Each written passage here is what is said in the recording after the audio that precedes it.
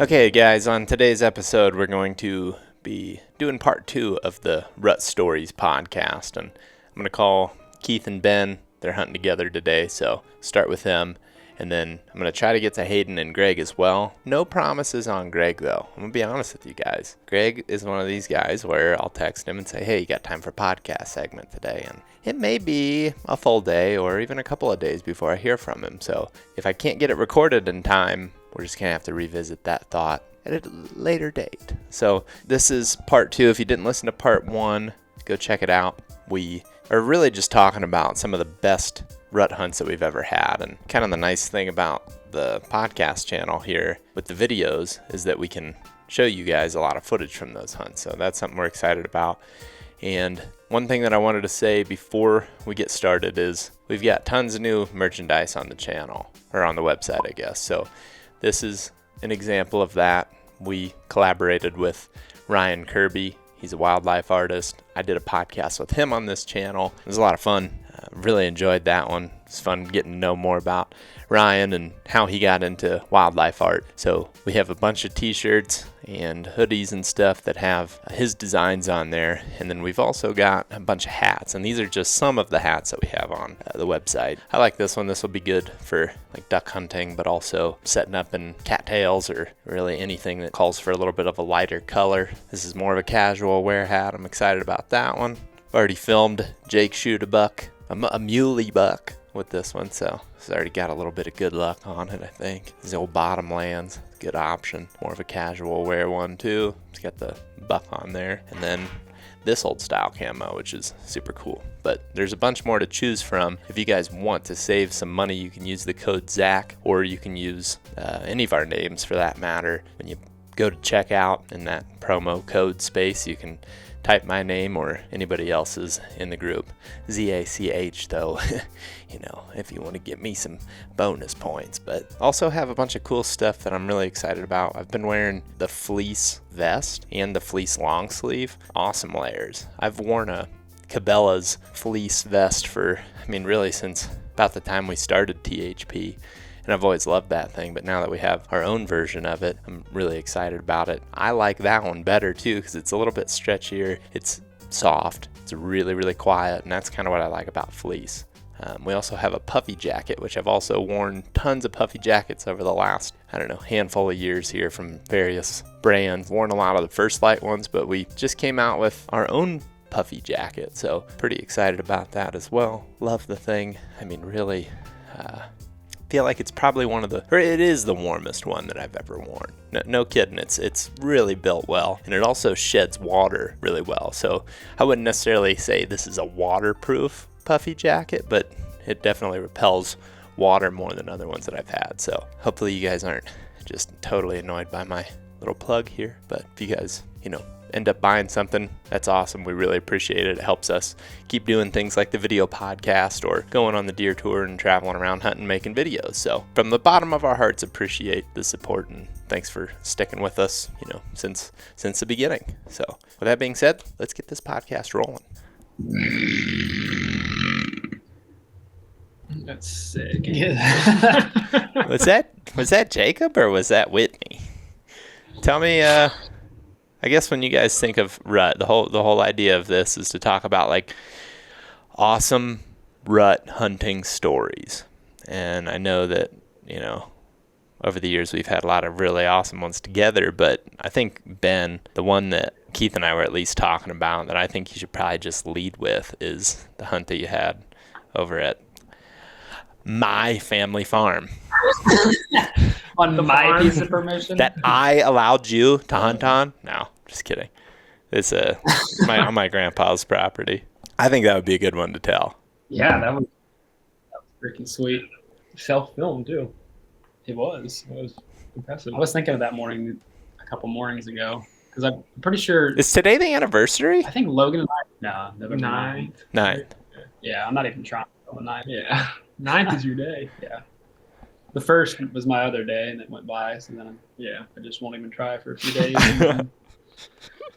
I think Logan and I hunted a couple days before I shot that buck in there together, and we pulled a camera card, and we were like, "Oh, there's a big one in here." which indicated to probably keep hunting in there. So I think it was 2 days later that I ended up shooting him. Mm-hmm. But that morning I went in and kind of made a, set up on the ground, or I may have set in a stand that was like closer to the access, and then moved into that spot once the wind got up. I think that might have helped the hunt in general, because I didn't like push into the actual pinch there until, the wind got up. Mm-hmm. I've been kind of trying to do that this season too. Really keeping in mind of where, you're making that move when the wind actually picks up. Yeah. One thing that's important about the story, though, I think, is that buck had not been on the camera. Like, you recognized that he was in there with the doe and had moved in, where this property, I mean, for the majority of the time that we hunted it together, back when the vegetation was a little bit different on it, there was a lot more buck bedding on it, but at that point it had started to, well, I guess it was kind of in the peak of the time where does lived on it full time, but the mature bucks didn't necessarily spend the whole season there, and then some years weren't even really showing up there at all.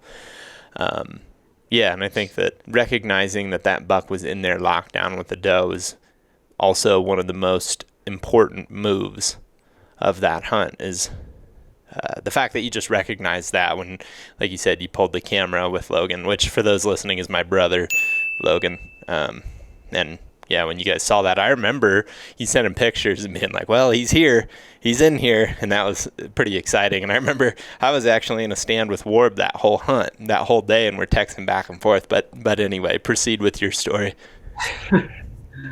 I believe the numbers 180 were thrown around at one point. About 40 shy. Yeah. We're just like, he's the biggest thing ever. Because it's like, there's just like one picture of him just completely, bright or washed out. Yeah. He's just like right in front of the camera. It's just like yeah, so the plan was to go in there, and there's this point, and it's facing north, and then there's a cliff on the west side of it that drops off. The east side of it's pretty steep, but not quite a cliff. So there's a pretty good pinch on that point where deer can go up around that cliff line. And, the plan was just to go in there and try to be on that pinch with the wind that blew my scent out over the cliff. So like I said, I went in probably 9 o'clock to that actual cliff stand, which I don't think at that point we had hung. I don't think we had ever hunted there. Yeah, I was just going to ask you that. I don't remember. Did you hang that when you went in there then for the first time? Yeah. But Doug had hunted there a lot in the past. I remember Doug talking about that. You talking about it. We've hunted close to it, but never in that actual 30-yard vicinity. Hung the stand and at 9 o'clock, let's say, and then about 10 o'clock was looking down over that cliff and saw a big rack. And I'm pretty sure I texted you probably right away because I was just freaking out. I was like, do I make a play on him? Do I, keep my wind's going like kind of right at him too, but it's just the thermals are up and it's just blowing hard enough that, he doesn't see. It was kind of sailing over him probably. I mean, with thermal pull and just the predominant wind, I'm sure it was just sailing and dissipating, and he just didn't care. Or, well, couldn't get you. 60 feet above him or whatever on that cliff, I'm sure, yeah. Yeah. And then, so I kind of I thought in my head, I'm like, do I go try to slip to the edge of the cliff and shoot him? It would have been a long shot. Probably would have just got skyline, and it would have been all over. I tried that, especially back then. But it ended up I think you were just like, hang tight, he'll come through, had you even got those texts all day? I can't remember how it went down, but I was sending you a bunch of texts, I remember. I think I was getting them because I remember, I think the only part I missed was when you actually got him. The last thing I got was, he came through or something, and he was too far. And then my phone died, and I didn't get my phone turned back on until we made it all the way back to the Midwest Whitetail office. And then that's when I was like, shoot, we got him. So I kind of forget the details of how the whole day went down, but I ended up seeing him a couple more times with the doe. Pushing other bucks off too, right? Yeah. I heard grunting, and it seemed like a satellite buck come in and go running off. I'd seen him maybe a few times throughout the day. I think at one point they slipped around to that east side and came up into the food plot over there. Too far. I don't remember exactly how it went down, but they were hanging around that general area. And I think the reason they ended up coming through was just because I was on that funnel within the bedding area, to where my wind was safe, and like you basically just hunting the doe at that point. He was just right on her tail, defending her the whole day. But yeah, but I didn't end up shooting him until like right about 5:15, I think. And that was after time change. So, 45 minutes, half hour till shooting light was over. It was like, I waited the whole day, and I don't know if I don't think I was prepared for an all day sit at all. Mentally, definitely not. And I just remember being like completely shook by it. Being like, God, it's over. And the starlings came in, did their thing, roosted. Little side note, that property has a bunch of pines, and the starlings will come in by thousands, and they'll roost in those pines. It becomes such a cacophony that you cannot hear or see anything. The deer definitely act skittish at that point, but as soon as they're done and they're roosted, there's like a half hour of movement right there before after sunset, before shooting lights over. That was when the doe and the buck ended up making the move up around that cliff, probably to come up under the food plot again, or that oak edge in the evening. But it was like basically the last half hour of light. I look over and I saw a doe. I was like, that's a good sign. And I looked behind her, and the buck was just coming up, and he was right there, like in my shooting lane already. And I just panicked, ended up getting drawn back. I think I was seated on that one. And then 15 yards, shot him. Heard a crack, didn't get much penetration. We're shooting a much different arrow setup in broadhead at that point. And then he jumped and ran and bailed over the hill. And I thought about this hunt yesterday, side note, because then I heard a blow like not long after that. I'm like, gosh dang, there's no way I got him. The doubt instantly set in, because I didn't hear him crash, and I didn't see anything other than just hearing a deer blow. I was like, wow, I just shoved it in his shoulder, and he's just, what's going on? And and then Dad came out and helped me track, and it was like, he went like 30 yards. It was a heart shot. But I thought of that yesterday because Larry's buck was the same deal, where it was like we heard a blow right after Larry shot a buck yesterday in current day. And same deal, where heard the shot, heard the crash. We both heard a doe blowing, and he was like, it doesn't sound good. Why are deer blowing? And I was like, I've actually heard that before. When a deer's blowing at a dead deer, and it sounded like a doe blowing. And it was the same deal. It was a heart shot. It was an instant buck on the doe's trail right behind her. And then all of a sudden the buck's just dead, and the doe's just like, what's going on? Yeah. Guys, what's going on? So, yeah, that was a sweet hunt. That was, like you said, a classic example of, just being in there when the buck's in there. Like there was probably going to be a week at most that buck was in there. There was not enough does to keep him around for more than a couple weeks. And the same thing happened on that same farm. I feel like maybe probably like 2 years after, I remember a buck that looked super similar to that one you shot. It was the same deal where like, it wasn't there all season, and then it was November 6th or 7th, and we're like, here he is, the same thing as Julian buck. And then like 3 days later on the camera, it was like he wasn't there after that point. Tell him the backstory on the Julian for those that would appreciate it, that are listening. I think there were several bucks that year that were named after the Trailer Park Boys characters. Cyrus. The bubbles running around for sure.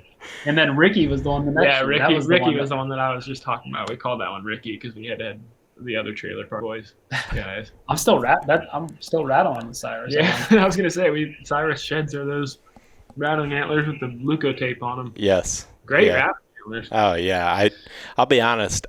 I think about those every single season about this time of the year. I think, dadgum, I sure wish that I had those and not Ben and Keith. But hey, it's all good. I'll get my chance. I get to use them on occasion. They work. They do work. They're really good ones. Rattled in that buck, the old horror story of the rattling sequence of Keith and I on the ridge that time. They rattled that one in. Pretty funny. See how many consecutive podcasts we can flash in the cutaways of that buck running up on us. Oh, yeah. It seems like it's been several in a row. Yeah, I mean, It is one of those things that I feel like you got to hammer home to everyone, myself mostly, but then everybody that watches, listens, it's like, hey, there's a hell of a lesson there. Like, just make sure you're paying attention to how long you're rattling. Make sure you listen. I mean, I've had to just given it a couple of seconds, but I don't know. It's one that you can learn a lot from. But a couple of things about that hunt, Ben, before we get too far down the rabbit hole of mistakes made in the past here. A couple of things that were interesting in addition to that to me were the fact that buck, you know, we never actually really ran trail cameras hardcore on that property. I mean, we had some old junky ones that my grandpa had bought back in the day, but we never really had. I think aside from maybe that year, you had like one or two maybe newer ones for the time. And we never really had tons of like quote unquote history for a private land piece. And these aren't big pieces, but there's 80 acres to the south, about a mile. And my grandparents live on that piece. And then the piece to the north, which is where Ben shot this buck, is another 80. And I think the buck that Ben shot, now this is all guess and we don't have enough data to confirm this, but it seemed like he was running around on the property to the south 2 years prior. So in 2013, we thought we saw that buck to the south. Had a picture of him. My dad and I saw him run across the road one time and run down through the field and go into the woods, and that was it. But we knew he existed. And he had the same shape, just like a wide, short-tined buck. And then 2 years later, this like super dandy shows up, and he's got this doe, same shape, kind of had been gone for a couple of years. Seemed like the age class of this deer matched up with that. So it was like, here he had been gone, and you know, he's probably just to the west in a bigger tract of timber, but he you know, appeared to be just completely gone, which at the time too, our perspective of how much a deer will travel was incorrect. Like we thought, oh, if he's on this property, he'll be there his whole life. And he just certainly wasn't. I mean, that deer, you know, could have easily been, 5 miles around that whole area and then just happened to be in there and you took advantage of it. And I think the biggest lesson there is take advantage of it. If he shows up, don't worry about your wind. Don't worry about, I shouldn't say don't worry about your wind. You got to worry about your wind, but don't worry about having like the perfect setup, I guess is what I mean. Like if your access isn't perfect, that's less important this time of the year than it was back on October 13th, right?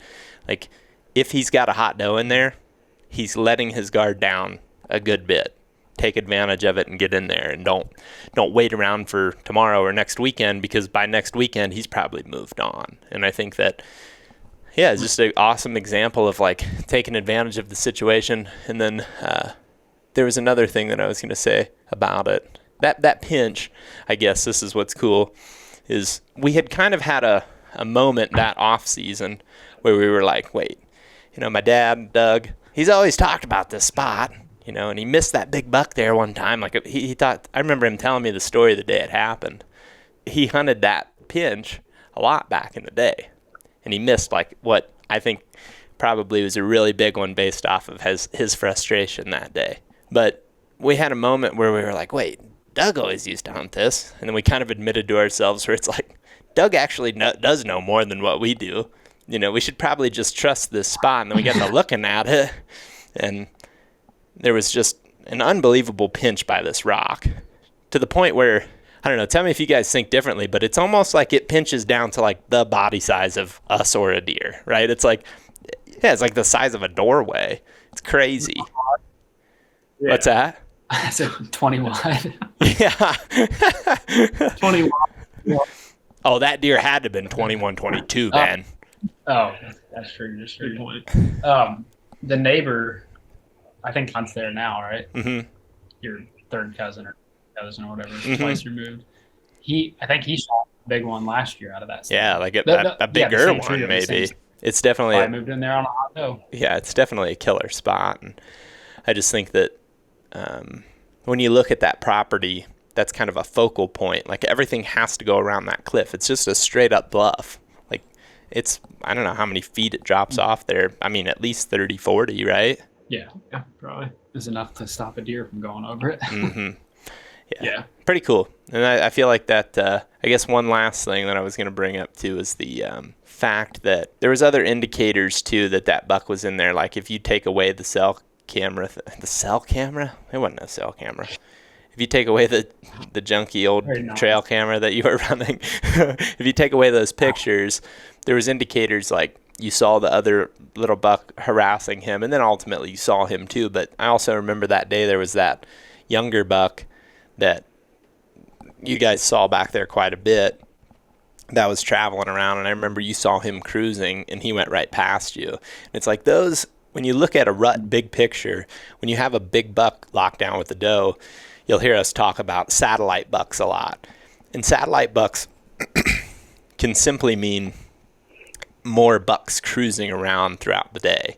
So if you're in an area, and let's say you got a big open area, maybe a field even, and you can see the edge of a woods over there, and there's a buck bouncing around the edge, or maybe multiple younger bucks bouncing around the edge, and they just have a demeanor about them like they're cruising or something's in the air, there's probably a good chance that there's a bigger one locked down with the doe in there. And this was November 9th, so not even the lockdown phase. You know, this is still the peak of what a lot of people call the seeking phase. But I mean, from October 25th until, you know, the end of the season, there's always a chance that there's a buck locked down. So using those visual clues is very helpful, I think. And then I guess I said one last thing, but also the shot. That was a good example of us learning that forward and low is not bad. Like when you hit that buck, I remember that is one of the things I remember. I opened my phone and you had like sent me this whole string of messages, of course. Man, I think I shoulder shot him. I don't think I got him. And then, you know, eventually it's like boom, boom, boom, boom, boom, all these messages of like negative thoughts. And then you're just like, got him. And I'm like, oh, you know, holy shoot.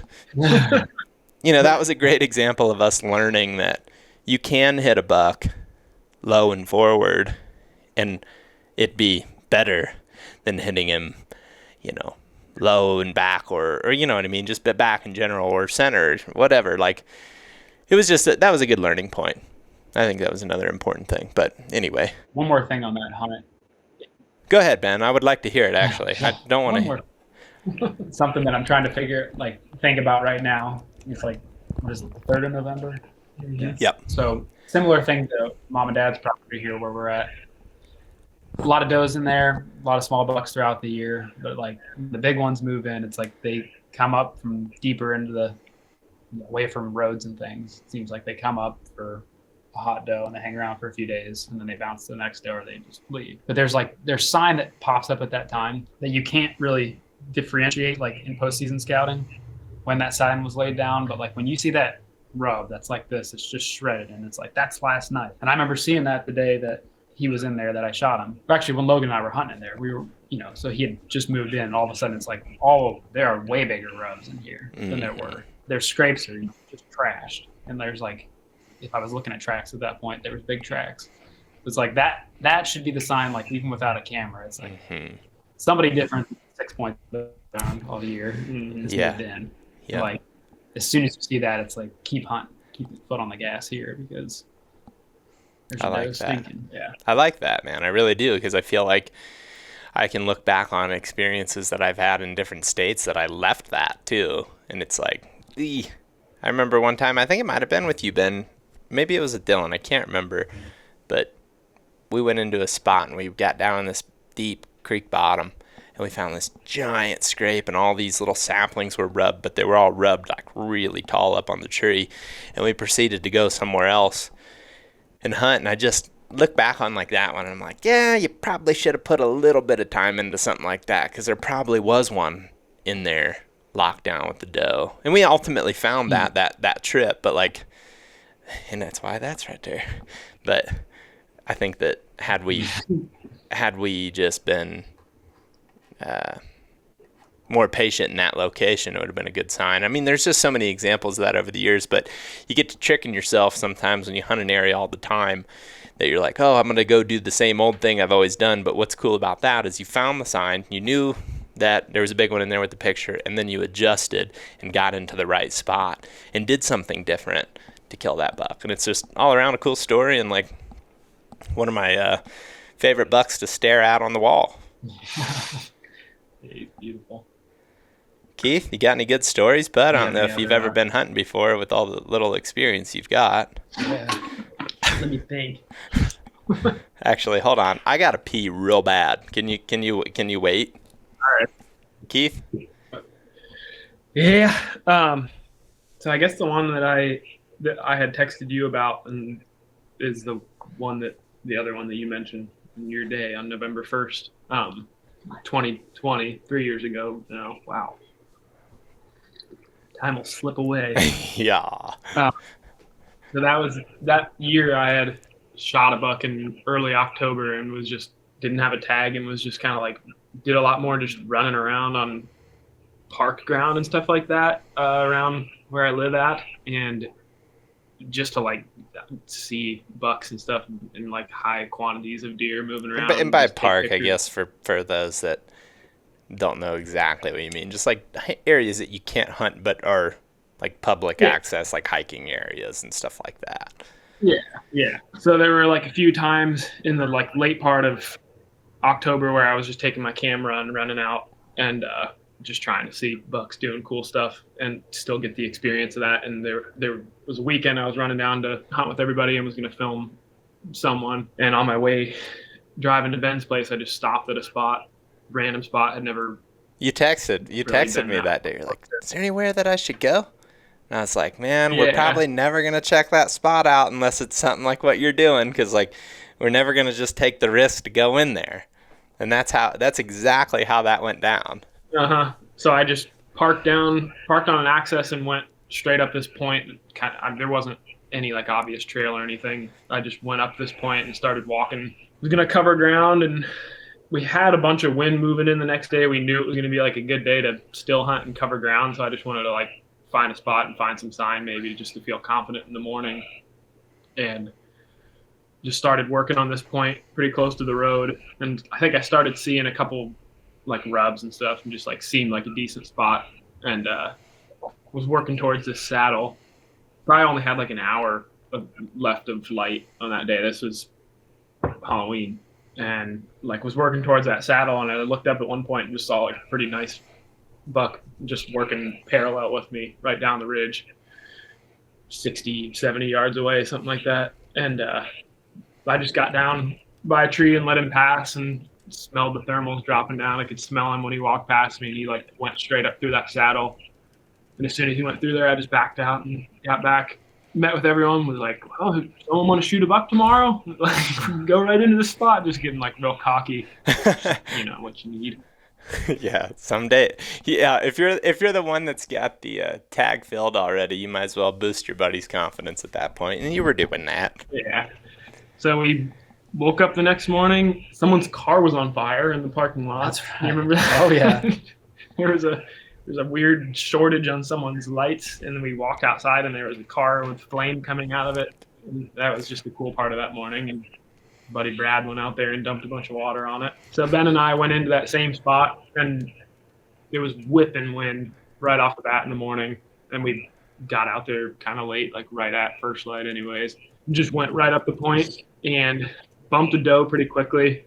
Like as we were getting up to the level we wanted to be on, and we were just going to kind of just get right on the top of the slope and just work our way into the wind and just work towards that saddle where I'd seen the buck move through. I'd seen some big scrapes in that saddle too. So we just started working down that ridge and hopping from tree to tree. And I remember it just like feeling, it felt good, and it felt like we were making the right moves, where it's just like, yeah, the wind is good. And like, it just felt like every move we were making, we were getting to a tree and able to glass everything up in front of us. And it's like, it seems like we're going to see something pretty well before it sees us moving down this ridge. And sure enough, just like we drew it up pretty much. We were just working right down that ridge, and Ben looked up and saw the buck working right towards us. he was like up on the top of the ridge, and we were just right on that seam from where it started dropping. He came up on the top of the ridge, and Ben shot him at 75, 75, 80. Yeah, you just had a perfect release, though. Everything was just perfect. You knew at 75 yards. Put my 75 pin on. I remember seeing the arrow look like this close to a tree that you strung it past and put it right into the thing's armpit. It wasn't actually for people listening to the audio version. It was 20 or maybe even less. About 20. Yeah, 25. Yeah, it was a perfect shot. Smoked it. Yeah. But yeah, we ended up finding him. There's nothing really more exciting about that, I guess. We just tracked him and found him. And I guess one of the cool parts of that one as well is that we got down to it and it was like, yeah, it's the same buck for sure, dude. It was like right in the same spot that I had seen that buck the night before. And in the video, we're just like back and forth, like, yeah, dude, wait, no, maybe, yeah, wait, yeah, it is. And then finally it was like we pulled the pictures up and realized that it was a very similar looking buck, but it was a different buck right in that same spot. And I think that was just a testament of like the same thing you just said, where you find a hot spot where there's a buck and just put yourself right in that position when you have perfect conditions for it. Mm-hmm. And it worked out very well in that favor. That ended up being a pinch too, because that ridge was real broad. And then where we ended up shooting him was like the saddle between those broad tops and the next like broad ridge tops. And then like there's that saddle.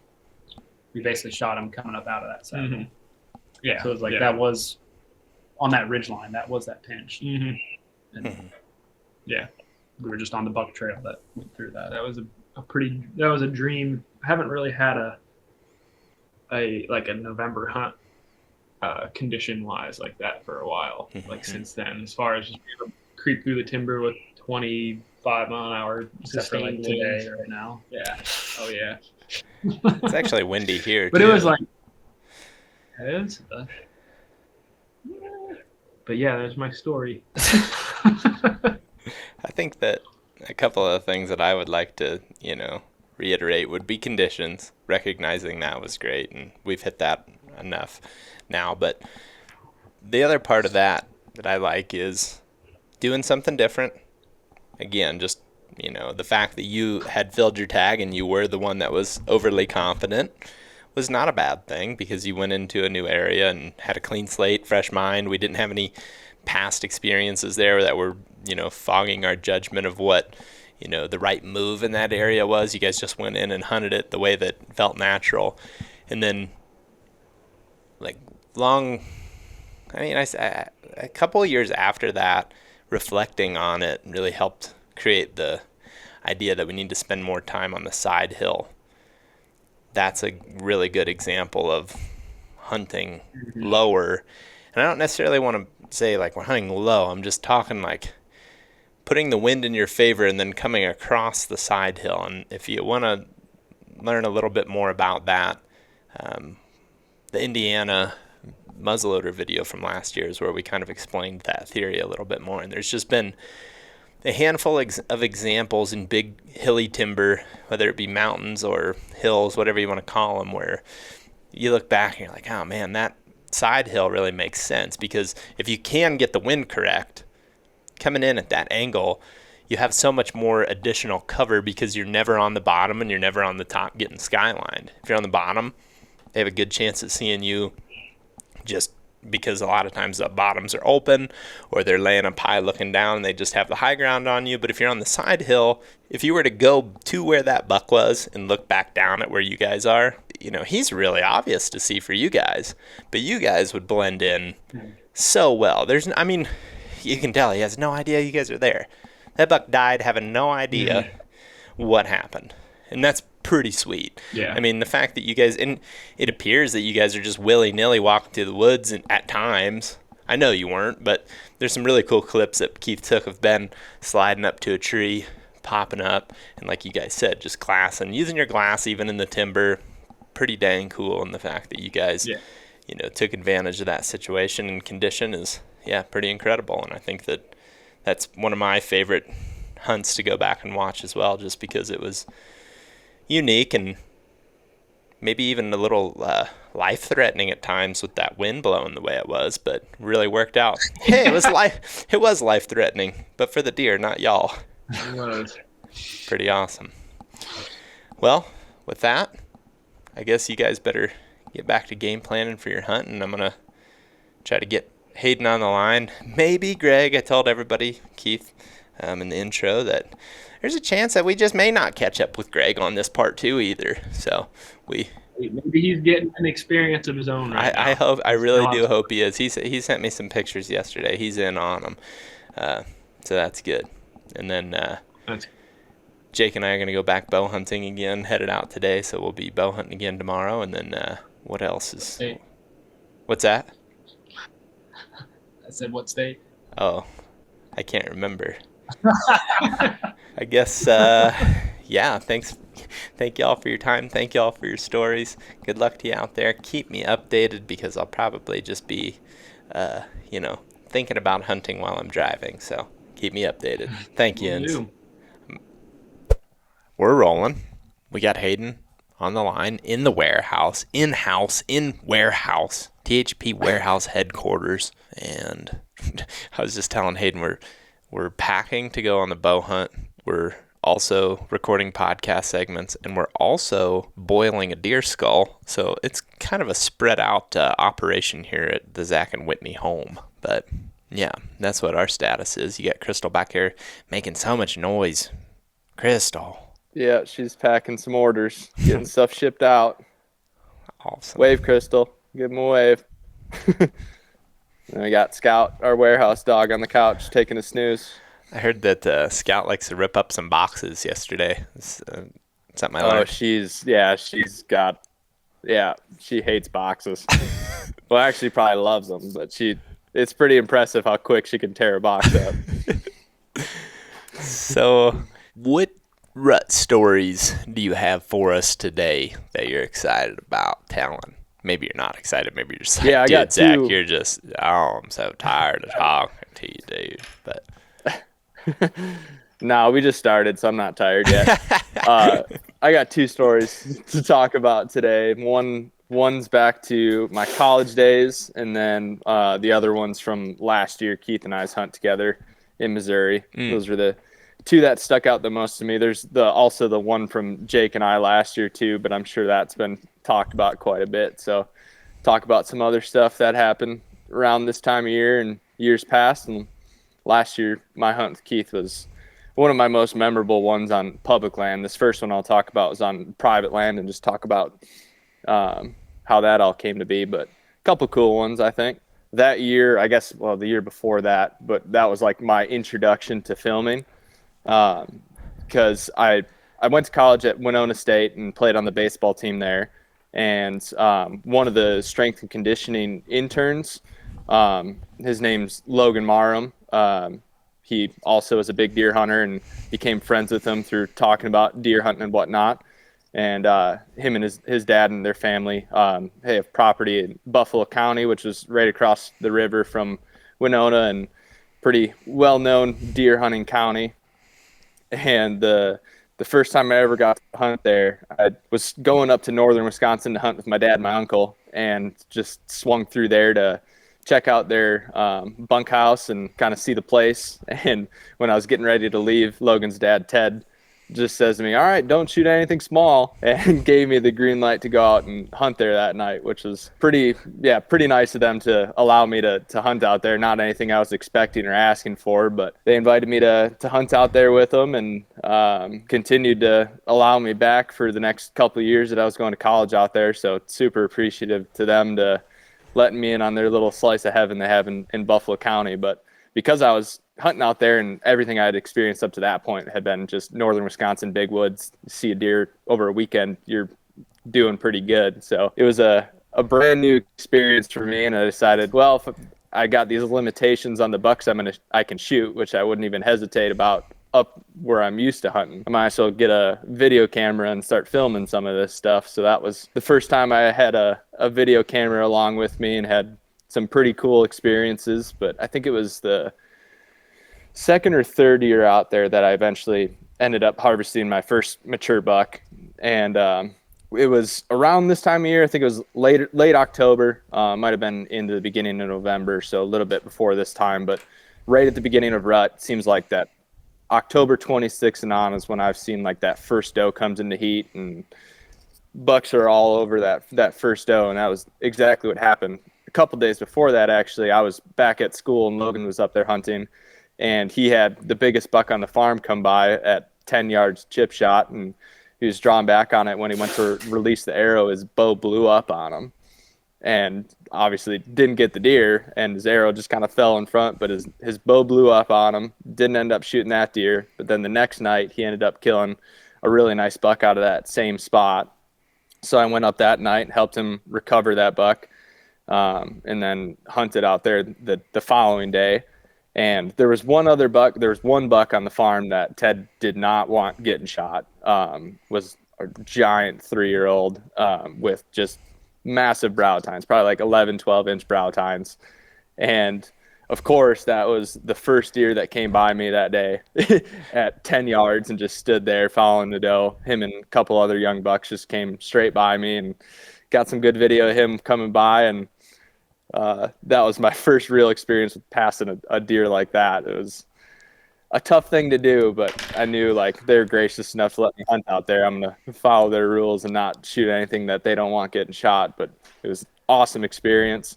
And I was sitting in this spot. They called it it's the strip ladder stand. There's this narrow strip of timber, and then 2 ag fields on each side that connects the main ridge system of the property, and then a really thick like cedar patch of bedding. And had that doe come by with that big 3-year-old and a couple other young bucks. And then an hour later, had a buck that I didn't recognize, but seemed like it was more of a mature buck than that 3-year-old that came by. Later on, discovered that it actually was another 3-year-old, but it was a much older looking 3-year-old, and one that when I looked back at footage from last year was actually one I had an encounter with the previous year. But he came by, and he was on a very similar trail to those other few bucks that were following that doe, kind of just on that same scent trail. But he got to like 35, 40 yards and had a small window and ended up not taking the shot. It was just like real quick, and there's some branches in the way, and decided not to shoot. And I wasn't really sure if it was a shooter or not. And he went kind of into that patch of cedars, and then 5 minutes later, he came back out of that patch of cedars, going right back the direction he came. And he circled around the back of the stand and ended up shooting him at like 7 yards, and watched him pile up 30 yards away. Logan was still there and came and helped me recover him, and Ted, and then he still had his buck from the day before, so got some pretty sweet pictures of him up on the top of the hill at the property. But it was pretty fun hunt, getting to pass a really big deer like that, and then having an opportunity to take my first deer there was pretty special. That's the first mature buck I've ever killed. First deer I ever got shoulder mounted. Actually, the only deer I have shoulder mounted, because that other one I shot in Minnesota is that pack out mount. But yeah, I can show some pictures, or I could just text these to you later, whatever you think's best. But we'll do a little of both. Yeah, I remember seeing that. So Logan's picture on the right there, yeah, and then mine's on the left there. So ended up being a 3-year-old, but was like way thicker neck than that other one that came through, and was not one they were upset about me shooting, so that was good. But super thankful for Ted and Logan letting me see what managed private land hunting's all about. I think one thing that is a little misconception about the hunting public is that we're just specific to like public land, but we're meant to represent the general public that hunts, and we don't have like poor perceptions towards people who hunt private land. Like if you have that opportunity, that more power to you. Like they're all part of the general hunting public. So yeah, and I was pretty fortunate to be able to experience that. Yeah, we just talked about a story from 2015 where Ben shot one on my grandpa's property, and yeah, same thing. It's like, just because a lot of videos you see us hunting public land doesn't mean we don't have past experiences on private, or that we won't do it again in the future. I mean, it's just, every situation's different, and hunting's hunting at the end of the day. You learn something every time. I learned a lot. Yep. I learned a lot just observing deer on Bill Winke's farm when I filmed him. some great experience I got was just watching deer do their thing, from a distance. There'd be a lot of times there'd be bucks that, in a public land situation or even a private land situation in which I was hunting, there's bucks that, I would be chasing and he wasn't, targeting those deer, and getting to observe them with those, or, just kind of asserting their dominance in a food plot or anything like that. I mean, while it may not be something that I get to experience that exact situation on public land or even private land that I have permission on or whatever, it still teaches you a lot about deer. And I think that was the value there. I mean, it's similar to even hunting public land in Iowa, right? Where it's like maybe public land in Iowa is a little bit better than most places, but you still get to experience deer, and that's valuable. I learned a lot about hunting deer. Yeah, you get to learn a lot. Yeah, you learn a lot when you see like higher deer density areas. You can really learn a lot about how they behave and put that to use in areas that have lower deer densities and be able to better predict that. So it's definitely a good learning experience being around that stuff. Yeah, it's similar to what we were talking to Whitney about, because Whitney's turkey hunted now for a couple of seasons, and we've been in Wisconsin doing a lot of permission, like knocking on doors stuff, and like the amount of reps that she's got in 2 seasons. I'm like, man, what we experience, like, here, in a couple or, a handful of days of hunting, it's like some people may go like 10 years and not see that many turkeys, so it's great experience to hunt good areas, and I don't think there's anything wrong with it. A good experience is good experience, period. But anyway, back to the stories. This was the one I had to pass right before I shot that one. And that's when they got him? They got him like following years or what? Yeah, he ended up shooting them the next year after that. Send me that one right now, because I've seen the other ones, but I haven't seen that one. Right now. Send it right now. I need it. I need it to get motivated to pack up quickly and get going. Just know they're out there like this existing somewhere. Somewhere. Probably not where I'm going, but somewhere. So yeah, that was that entire experience of just being able to hunt that farm. And I mean, he outfits on that farm too. So I got to meet a ton of people from all across the country. That was like one of the first experiences. Obviously we get to meet a lot of people traveling from state to state, but it was cool seeing that side of things, just like meeting new people through hunting and sharing those experiences at camp. Like that was one of my favorite parts about hunting there, is just all the different new friendships I made through hunting, and obviously being able to experience that level of quality ground to hunt was pretty special. So I'll always be thankful to them for allowing me to take part in that with them. Yeah, that's sweet. You hear clicking? I don't. Oh, I bet it's my phone. I bet You're that's frozen it. now. Can you hear me? I hear you now. Okay. I think it might have been my phone being too close to the recorder. There's, government is transmitting waves and different frequencies through here, and it just gets weird. They're always watching. I know.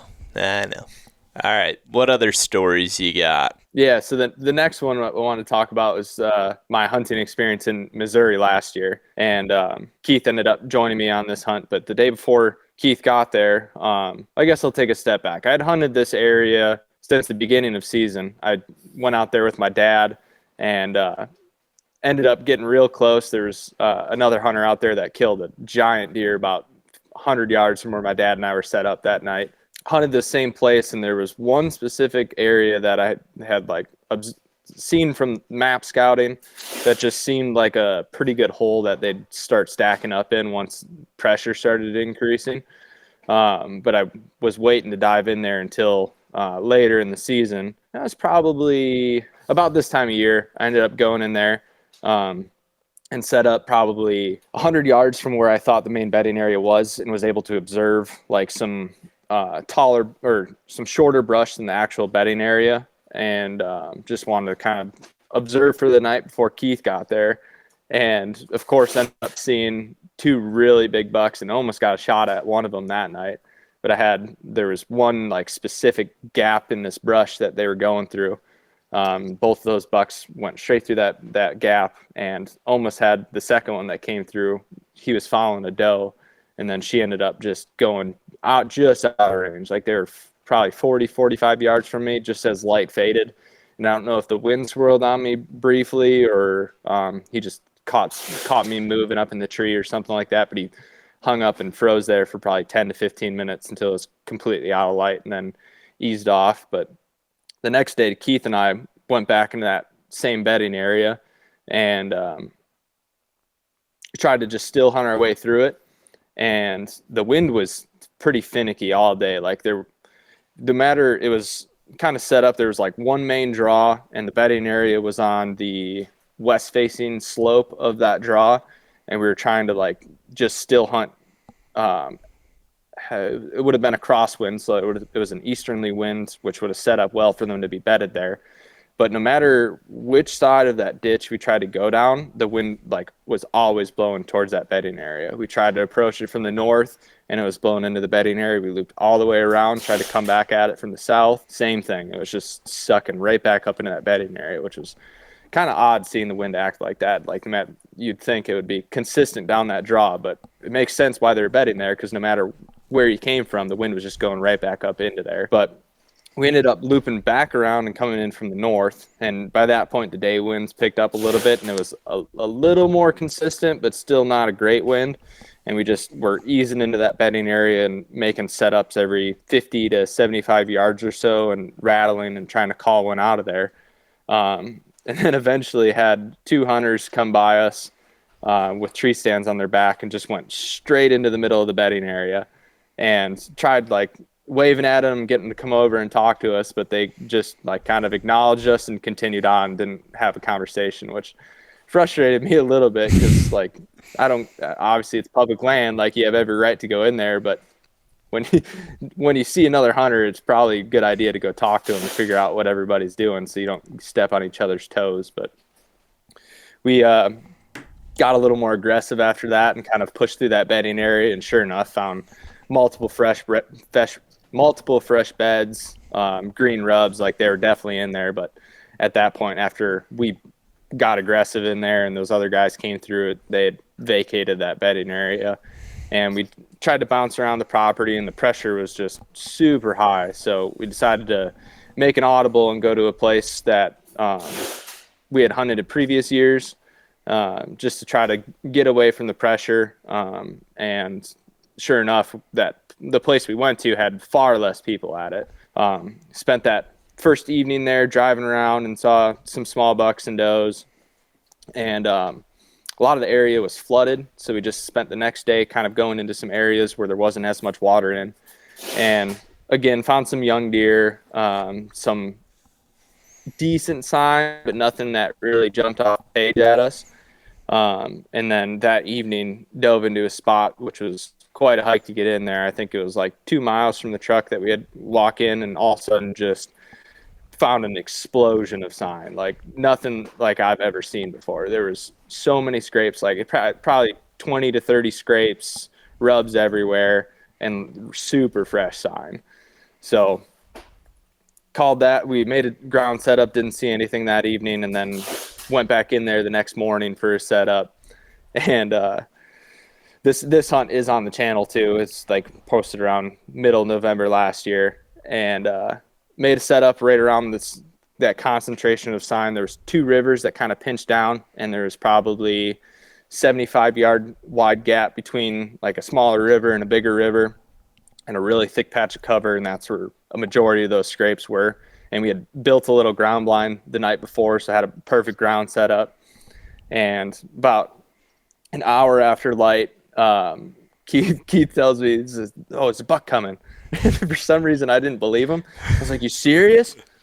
And sure enough, there's this buck coming straight at us.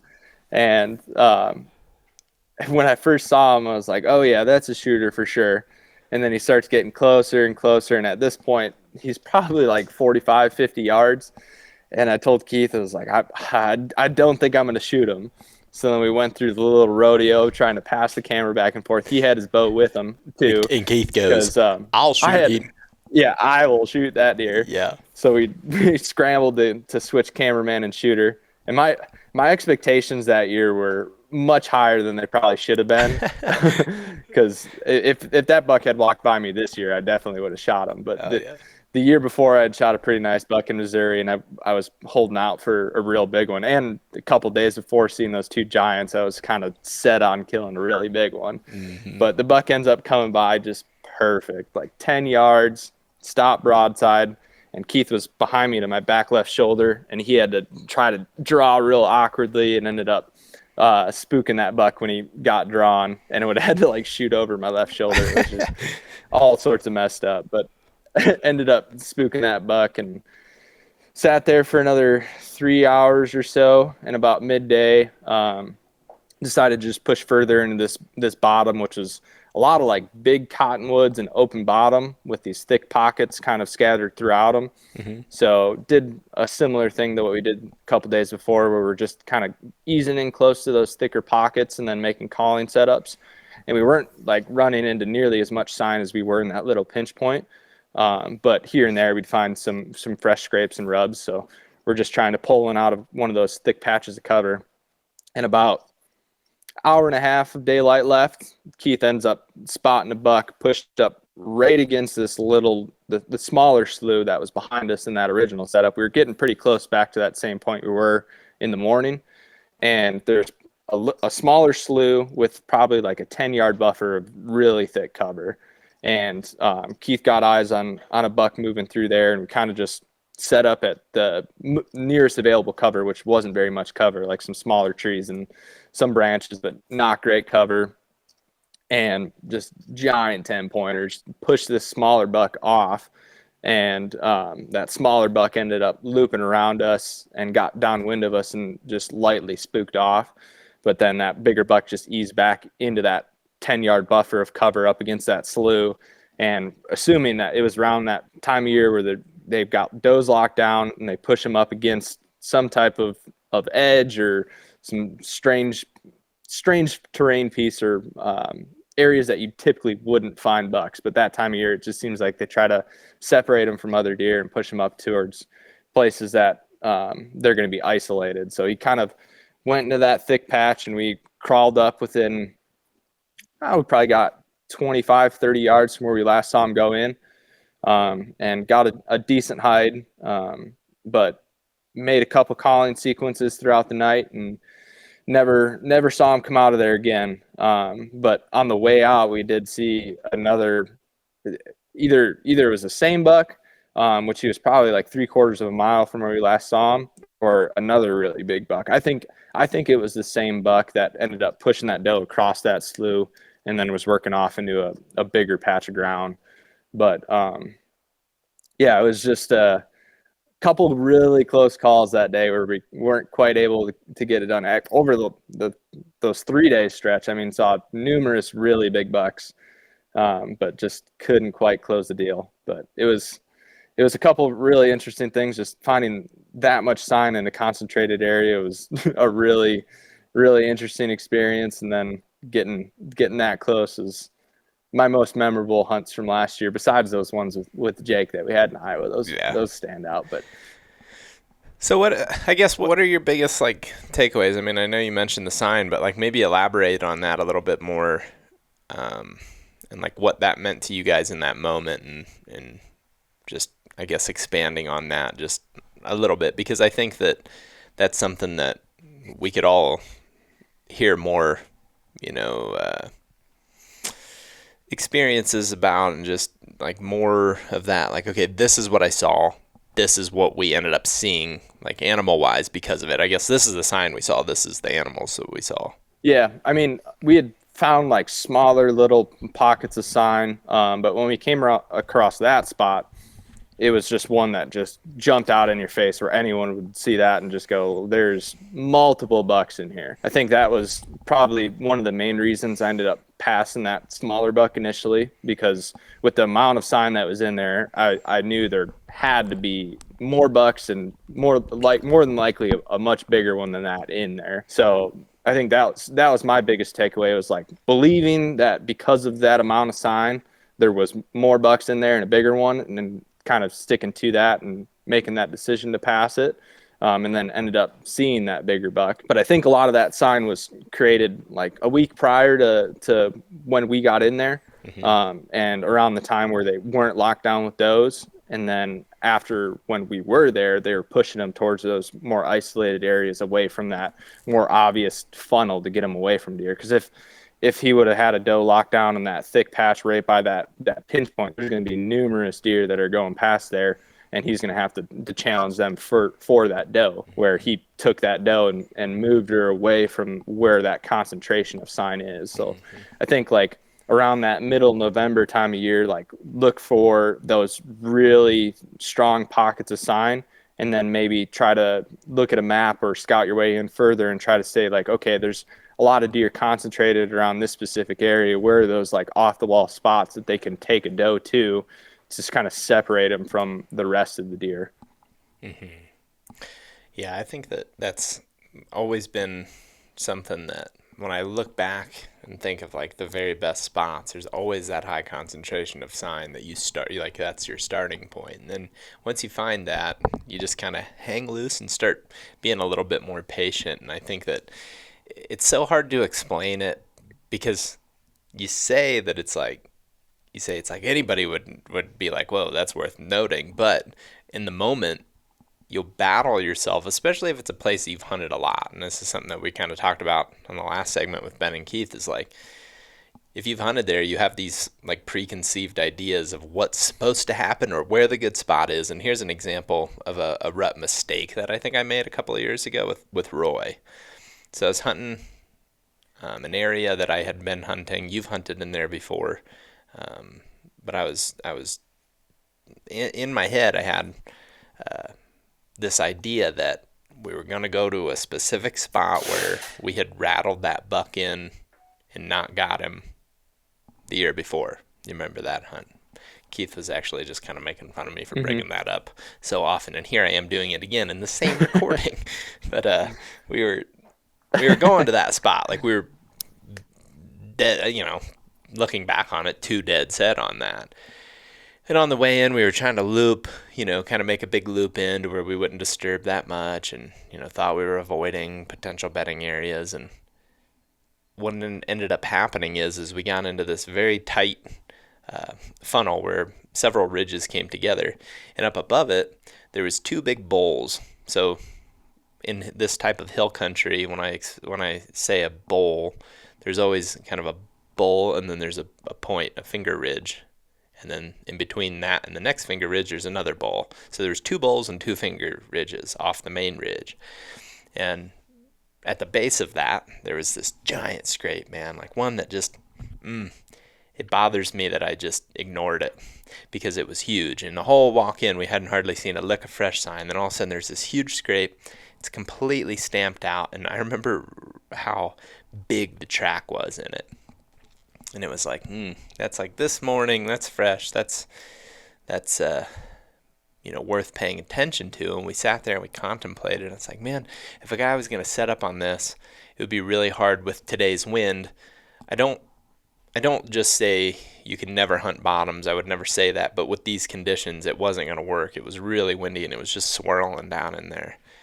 And we ended up kind of just hemming and hawing, doing that thing where when you're not hunting well, which is what was happening. We weren't seeing much, and we were just in our own heads way too much, not going with our instinct as much as we should have been. So we decided to pass it, and on the way of passing it, we pop up on that first bench in the bowl. So we've got a finger here, and to our right on the other side of the finger is another bowl, and scrapes just right here below us. 75 yards down the hill, and I look up and there's a spike bedded under a deadfall. And he was being weird. Like, I think he saw us and he never ran. And until I started sneaking up to him, just like stalking him for, fun practice, I think that, he was kind of being weird, I guess. Like, why is he letting us get away with this? Well, end up going to the spot, setting up, seeing a doe that night. I sit here and I think about that hunt I bet I think about it once a month. Why did we not stop? And why did we not use that little buck as a cue? That little buck was being weird. he's probably being weird because my guess is that bigger buck that left that scrape is somewhere in the vicinity, maybe just, over that next finger in the next bowl over, laying with that doe. And had we just came in on a side hill with a different approach and, with more experience a couple years later too in that type of terrain and everything, I think I would play it differently now. But the big lesson there is, like, don't pass up that sign, because you may sit here and think about it once a month for the rest of your life. You know what I mean? It's just it's just one where that track was not a little buck track. The way that scrape was hit was not a little buck scrape. It wasn't that spike, and it wasn't probably even one that's a year or two older than him. It was probably a super dandy. And I think about that one a lot, and it's like, sometimes you get in your head in the rut and you get to tiptoeing and you start thinking, well, this was good one time. And just because it was good one time doesn't mean it's going to be good this time. And I think that was a mistake I made that season, and really ultimately tiptoed for, a whole 7-day hunting trip, and it didn't produce, and really just ended up with a kind of a rather frustrating season there.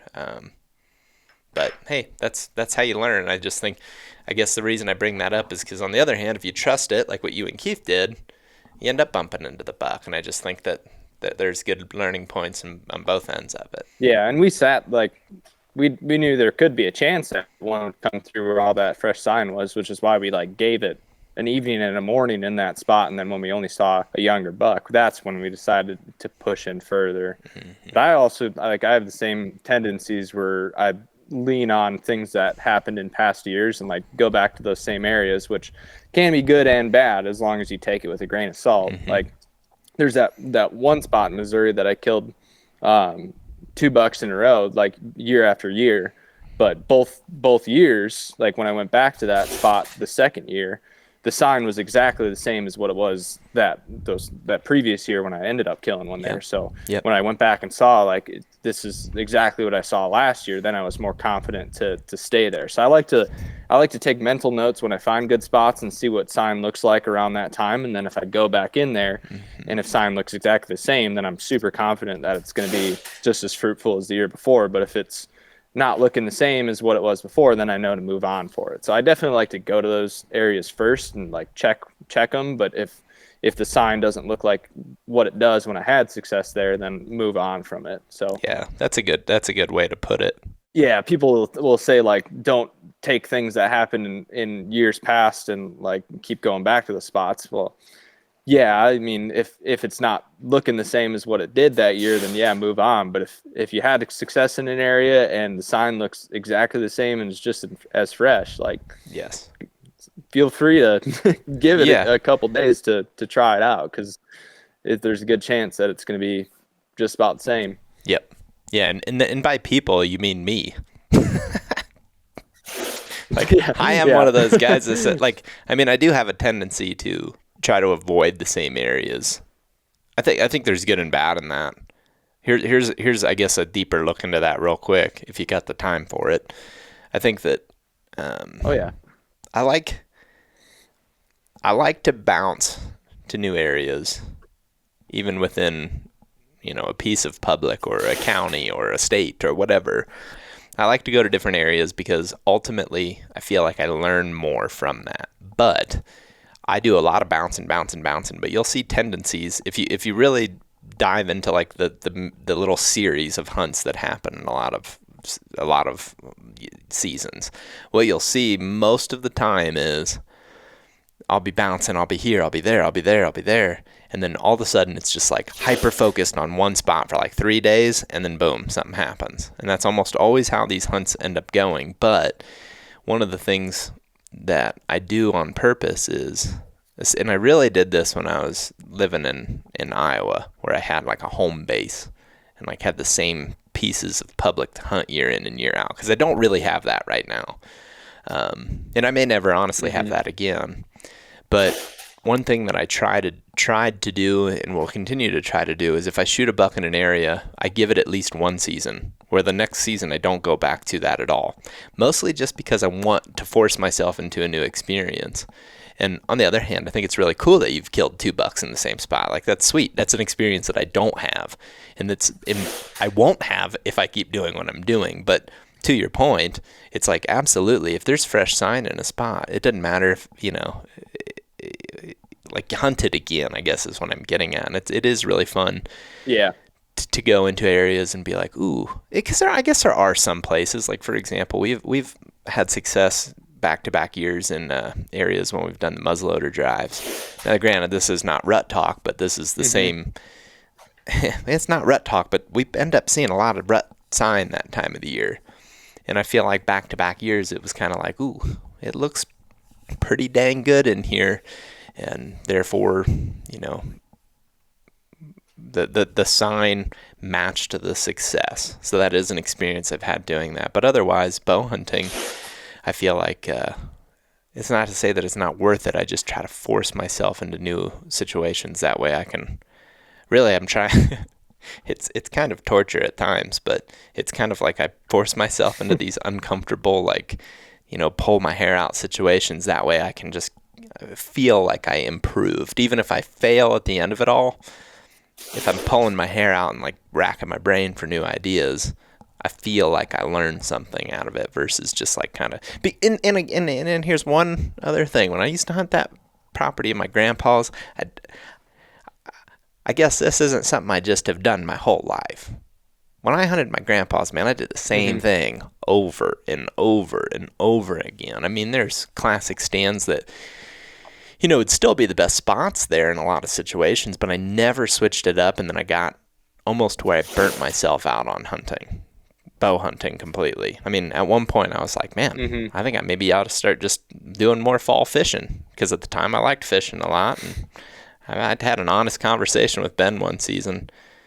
It was November. I remember this specifically. It was November 13th, and we talked about actually quitting bow hunting and starting to fish more in the summer because we were so, like, burnt out on doing the same old, so anyway. Sorry, I got to maybe ramble in there a little bit, but I guess with that, any final thoughts on the rut? When are you getting back out, boy? I don't know. I'm going to be pretty busy here at the warehouse probably through most of November, but might be able to slip away and do some hunting with Allie either around home here or do some weekend trips. But yeah, I don't have anything else planned on the books as of the moment. So has Allie been out bow hunting at all? Not yet this year. No. Yeah, that'll be fun. So we might go next weekend, I think, is we're planning on going somewhere, probably in Wisconsin. So sweet. Looking forward to that. We've hunted together twice. Once her bow hunting and then once me gun hunting. So we'll get out and bow hunt this next week, and then Thanksgiving weekend we'll be going up to northern Wisconsin with my family and doing some gun hunting up there. So I'm looking forward to that. By golly, Hayden, if you go with her, film her. Oh, I will. She's definitely more willing to be on camera as of late. Like, we did that turkey hunt and had to do like some secret filming of her to get her natural personality to come out. And after I would show her some of the clips and stuff like that, and she goes, "Wow, I'm actually kind of funny." It's like, yeah, I've been telling you, you're pretty funny. You just got to be yourself. Yes. So she's more willing to be on camera now. That's great. If you guys are listening to this or watching this and you want to go back and watch, truthfully, one of my favorite things that I did all spring was edit Hayden and Allie's turkey hunt together. It was Allie's first turkey, and it's probably one of my favorite videos that I've produced. It was just fun use of character and just a genuine, like you watch it and you feel good afterwards. It's an awesome. I mean, I'm saying I feel like I'm tooting my own horn, but it's because of the characters. Like, that's what made it so good. So check that out. I really highly recommend it. It's a great video and crazy action too on top of that. Yeah, so it's worth it. It was an insane hunt. Yeah. All right, everyone. Well, appreciate you tuning in, and Hayden, thanks for your time. And I guess anything to plug from the warehouse there? Yeah, I mean, just check out thehuntingpublic.com. We've got a lot of stuff this year. I'd say it's our most complete collection of stuff. We just dropped like brand new merch with Ryan Kirby. So we got t-shirts and hoodies there. And I think I speak for everybody saying like, yeah, the Ryan Kirby merch is like the coolest designs we've come out with. And then we got a bunch of cool new hats that we dropped. And then tons of camo and just pretty much everything you can need. But yeah, supporting us with merchandise is the best way to support the channel. Keeps everything going on the deer tour. So and keeps us doing keeps this. me having a job. Yeah, keeps us doing this. Yes. So yeah, just check that out. We've got like you can use any of the guys' codes, Hayden, Zach, whatever, and it'll save you 10%. I guess we also have a fundraiser that we're doing starting the 9th with Boot Campaign. They're an organization that raises funds for veterans in a whole different bunch of areas, and they're a great company. They're independently audited, where everything that you're giving to them is going towards a really great cause.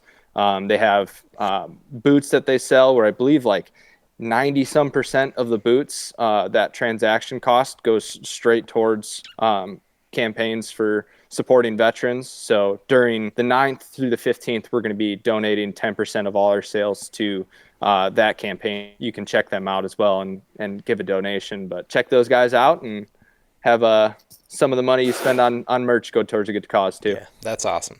Yeah, great plug. All right, Hayden, thanks for your time. Thanks for your efforts. Thank Crystal and Scout over there as well. And yeah, we'll talk soon. Scout, thanks. Come here. Come here, Scott. Come here. Say hello. Hello. Scout. Hi. Scout. All right, everybody. Thanks for listening. See ya.